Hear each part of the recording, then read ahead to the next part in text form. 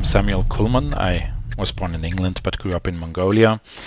And when I was 16, my family moved to Switzerland, where I then went on to study political science, and now I've been a member of the Parliament of Canton Bern for almost 9 years, and also a Bitcoiner for about 5-6 years, like full Bitcoiner, and one of the earliest pro-Bitcoin politicians in Europe. That's a nice intro.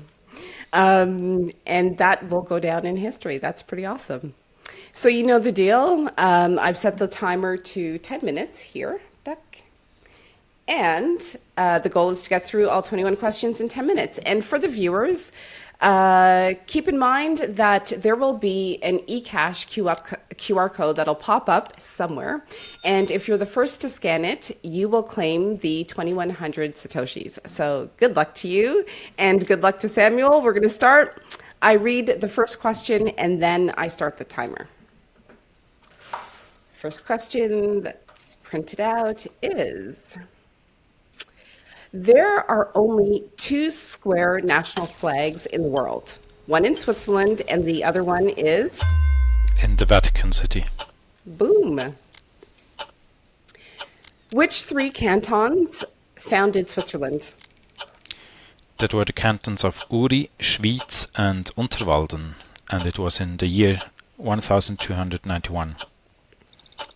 When did women get the right to vote in Switzerland at the federal level? Shame on us, it was only in the year 1971, and one canton even dragged it out until the Supreme Court forced it to do so in 1991. How many signatures are needed to launch a referendum? 50,000 valid signatures within 100 days. What currency did Switzerland use before the Swiss franc? Well, it was quite a mess. Every canton had their own coins and currency, and it seems, the information I have, that there were thousands of different types, and the Swiss franc brought monetary unity. In which canton is Bitcoin most accepted?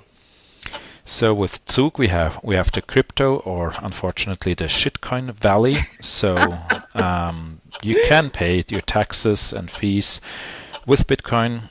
Then we have Lugano as the city that is really on the forefront of Bitcoin adoption, probably one of the cities, or maybe probably worldwide, the city that is going for Bitcoin adoption the most. And I hope to make Canton Bern the first Bitcoin canton. So I actually introduced 4 bills last year.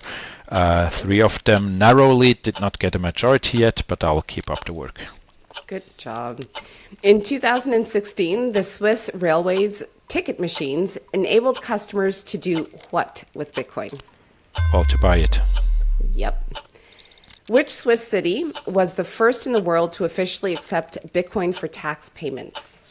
I had to research that one before, but it was the city of Zug, in Canton Zug. Yep.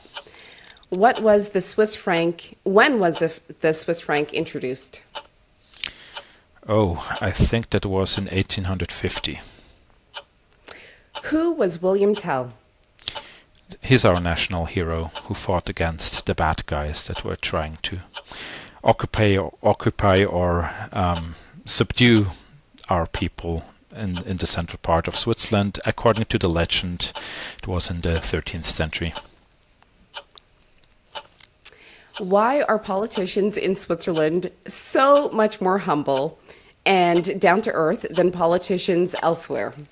Because the Swiss political culture, or the Swiss culture, demands it, and our political system promotes it. Yeah. Is Switzerland part of the European Union? Thank God, no. What's your strategy for educating Swiss citizens, especially skeptics, on Bitcoin? Well, Bitcoin got a good strategy in itself, which is number go up. I try to understand where people come from, and then lay out the advantages Bitcoin has for them individually or according to their political ideology. So depending where they're coming from, I mention different things. How many countries does Switzerland share a border with? That's Germany, France, Italy, Austria, and the small country of Liechtenstein, so 5 in total. Yeah. Could Bitcoin mining be integrated in Switzerland with renewable energy infrastructure, like They're hydro energy? There are already pilot projects going on from what I know, and actually one of the bills, the one that found a majority last year, was that our government in Canton Bern needs to study this if there's an opportunity to integrate Bitcoin mining more and more. Yes, so I'm now closely working with the government and different mining companies so that they can get to know each other and learn about the projects that are ongoing. Which two cantons hold Landsgemeinde, the hand-raising votes? Yes, actually that's where they still gather the citizens for deciding the most important policy questions. That's Appenzell Innerrhoden and the canton of Glaris. I've been there. Will Bitcoin be added to the Swiss constitution?